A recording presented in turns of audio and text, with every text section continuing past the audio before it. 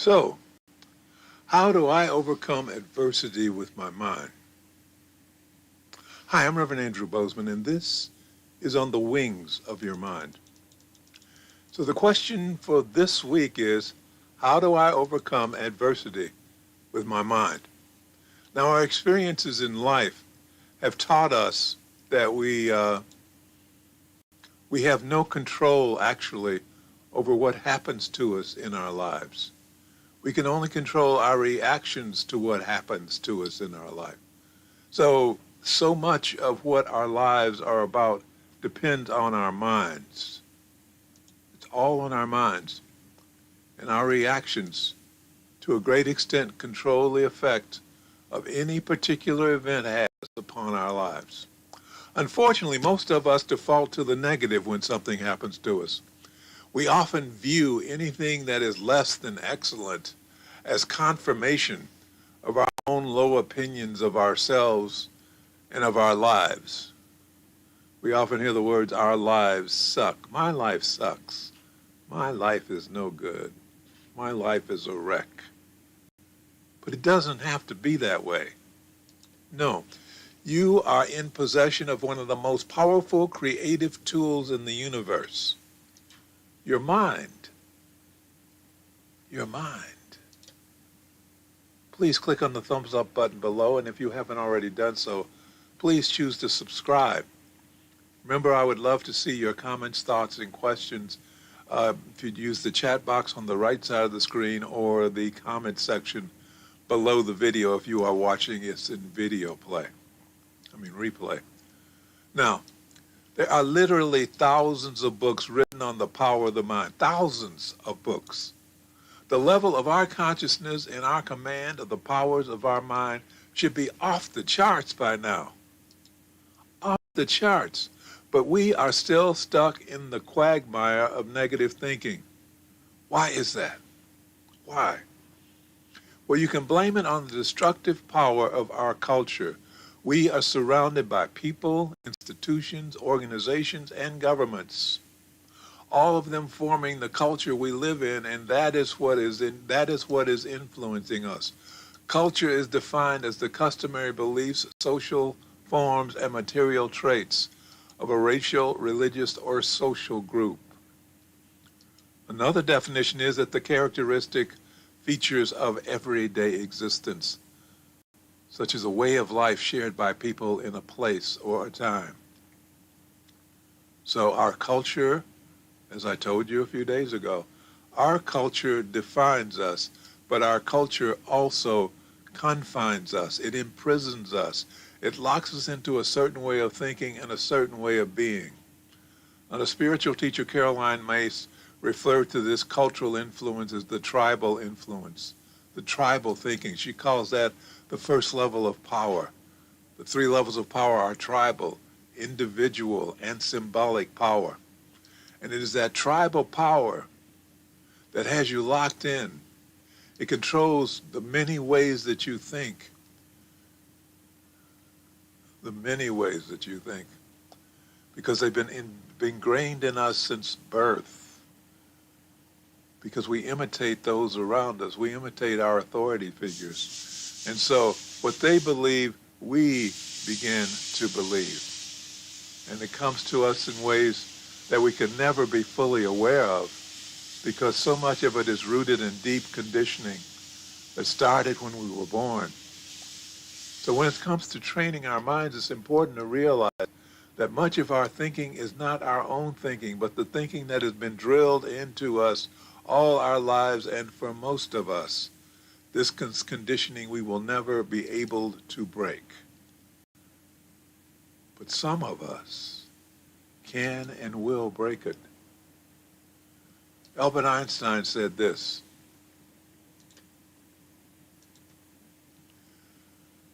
there are two ways to live. You can live as if nothing is a miracle, or you can live as if everything is a miracle. Excuse the noise, they're working on the ceiling next door.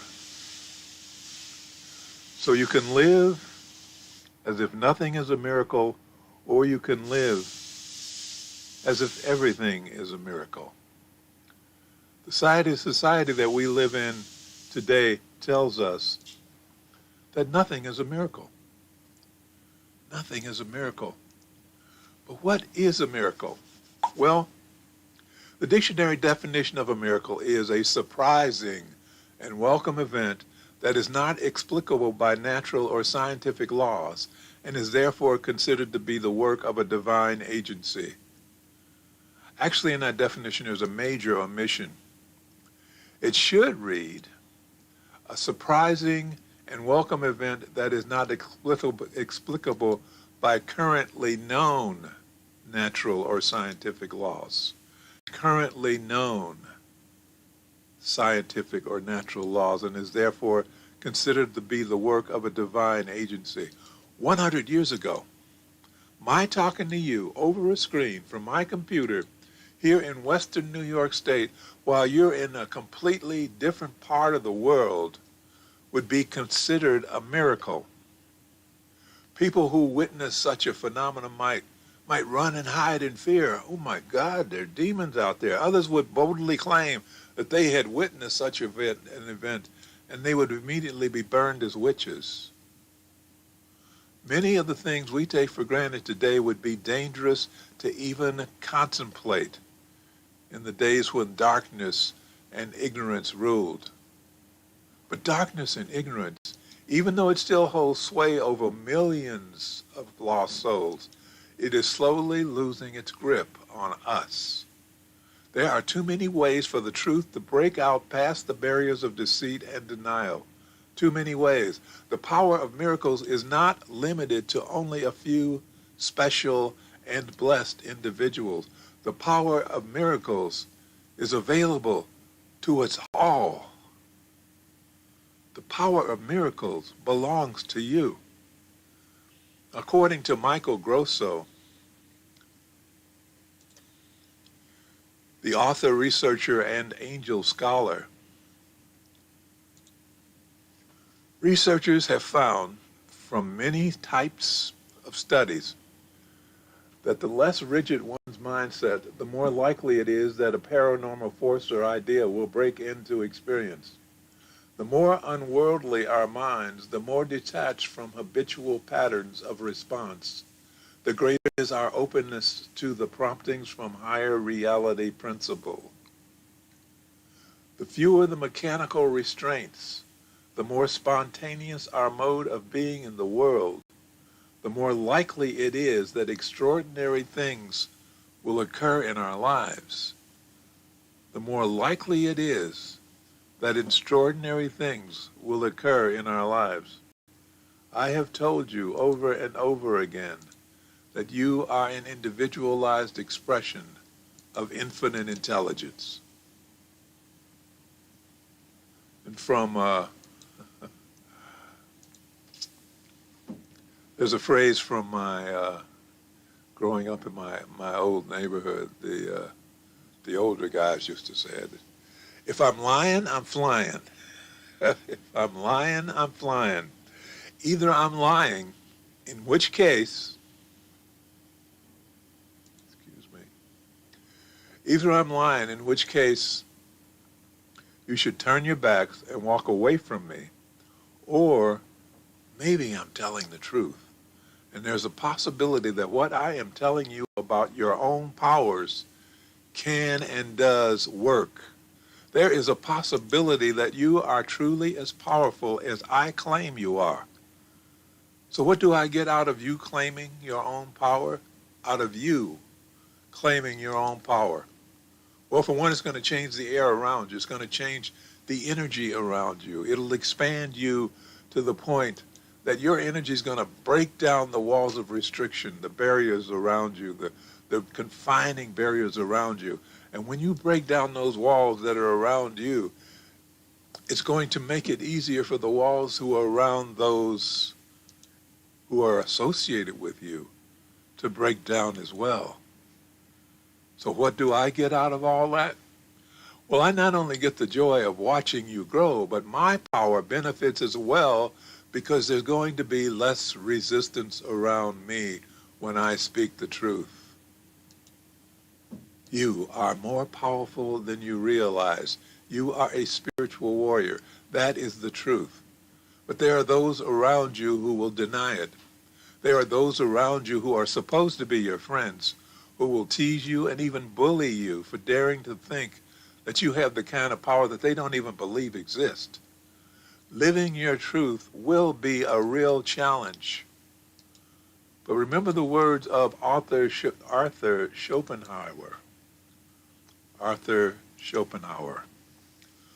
All truth passes through 3 stages.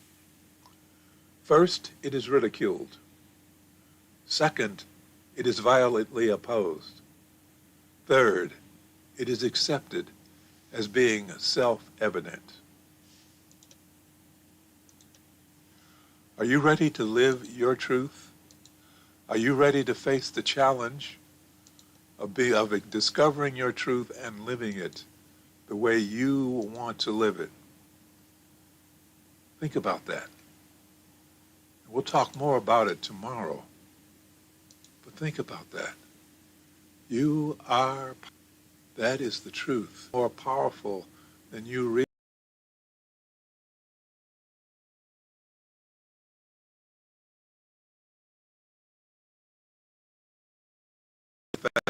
A beneficial effect upon the adversity that you encounter. That is a fact. Let us close with prayer.